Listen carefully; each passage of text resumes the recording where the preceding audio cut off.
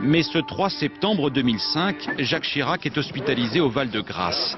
Cet accident va aiguiser leur rivalité. Déjà, le gaulliste Dominique... Le langage corporel révèle la raison de cette décision.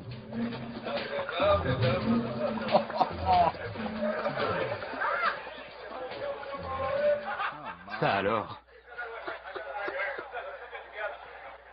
Wow. Waouh!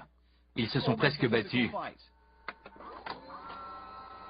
Plusieurs ont vu dans cette petite lutte futile un signe qu'Arafat et Barak s'entendaient bien. Ils avaient tort. Une signification est attachée au passage d'une porte. En Occident, si on fait passer quelqu'un devant nous, c'est un signe de politesse. Mais au Moyen-Orient, on y accorde une grande signification culturelle. L'hôte, celui qui a le pouvoir, dit qu'il est en contrôle en vous faisant passer devant, en vous indiquant le chemin.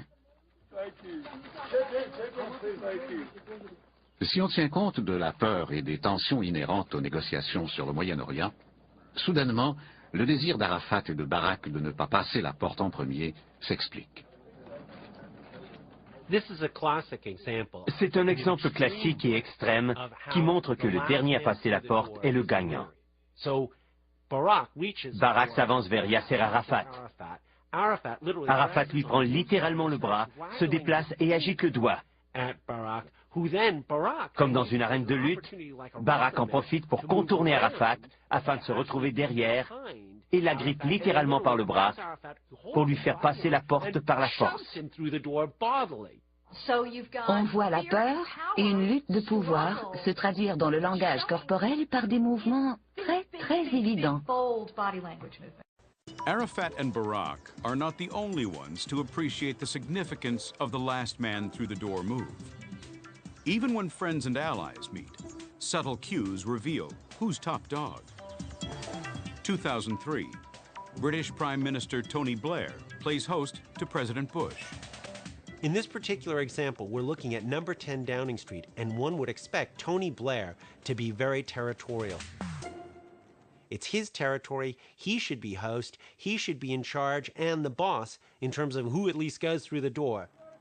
And yet, Tony Blair, the Prime Minister, accepts that the seniority in place here is the President. So President Bush says, photo op's over, gives them the little nod. And so they start going in. The President's in charge of the choreography. He goes through the door last, he uses his left hand and taps Blair forward, not shoving Blair through the door, but helping him through the door, meaning Bush is in charge. As they go in, the President, being in charge and wanting to be clear that he's in charge, not only displays the ownership symbol of putting his hand on Tony Blair's back, but then he displays a further bit of dominance.